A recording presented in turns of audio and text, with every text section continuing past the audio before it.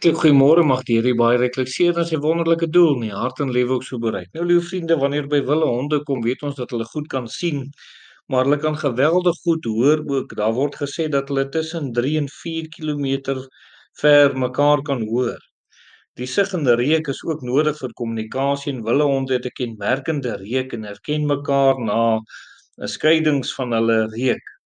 Volgens navorsing is bepaal dat hierdie reuk nou nie aangenaam is nie, aangesien hulle dikwels in urine en ontlasting en bloed en karkasse rondrol en wanneer hulle mekaar groet dan ook versprei hierdie reuk dan so. Nou liewe vriende, ons lees in Lukas 1 vers 71: Redding van ons vyande en uit die hand van almal wat ons haat. Jy weet, die Here Jesus se redding is nie net vir wanneer ons verlos moet word van sonde nie. Die redding van die Here is ook daar in tydelike omstandighede wat ons op hierdie aarde beleef.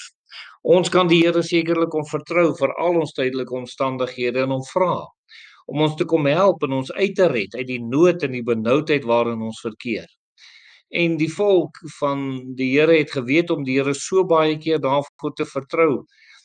In Handelinge 7 vers 25 lees ons: En hy het gedink dat sy broer sou verstaan dat God hulle deur sy hand redding sou gee, maar hulle het dit nie verstaan nie. Nou in hierdie gedeelte, liewe vriende, hier in Handelinge 7 vers 25 is dit 'n getuienis van Moses, toe hy nou daar by die volk kom en vir hulle sê dat die Here gaan hulle uitred uit Egipte land uit. En toe het hulle dit nie verstaan nie, hulle het dit nie begryp nie. En so mag dit ook dalk vir u wees, daar is mense wat dalk nou nie begryp of verstaan of die motiewe net nie insien nie, of hulle sien net nie die werk van die Here nie. En liewe vriende, en dit maak dalk dat dit moeilik en swaar gaan in die lewe, maar u kan sekerlik weet, daar is ander wat ook verkeerd verstaan is, maar nog steeds het die Here uitgered.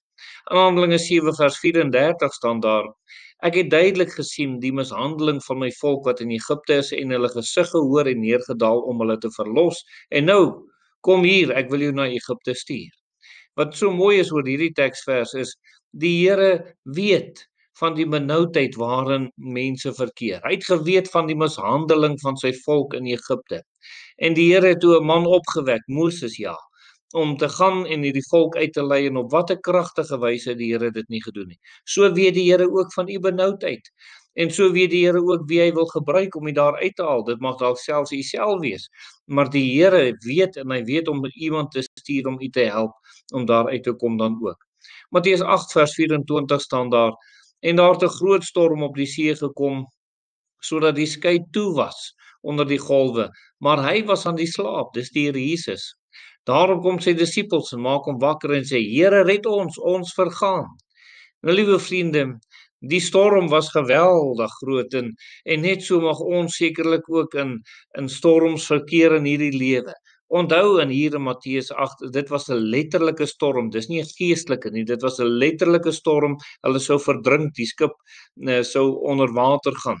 En net so mag u weet die Here ook van die storm waarin u is en u kan ook tot die Here roep en sê: Here, red ons, red my, ek's besig om te vergaan.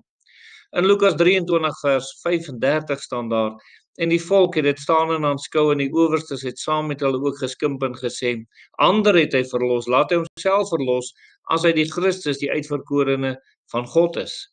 In hierdie teksvers, liewe vriende, is daar iets positief en dit is die getuienis wat hier gegee word oor die Here Jesus.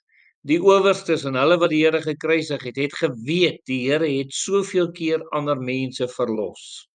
En hulle het dit nou verkeerdelik gebruik in hierdie gedeelte, maar die getuienis is die Here het ander verlos. En so kan u ook vandag weet, die Here kan u verlos van omstandighede, van dinge en probleme. U kan na hom toe kom en hom kom vra. Kom ons bid. Ons dierbare Here, dankie dat u ons verlos vandag nog van tydelike dinge en dat u ons uithelp en dat u nie verander het nie. Amen.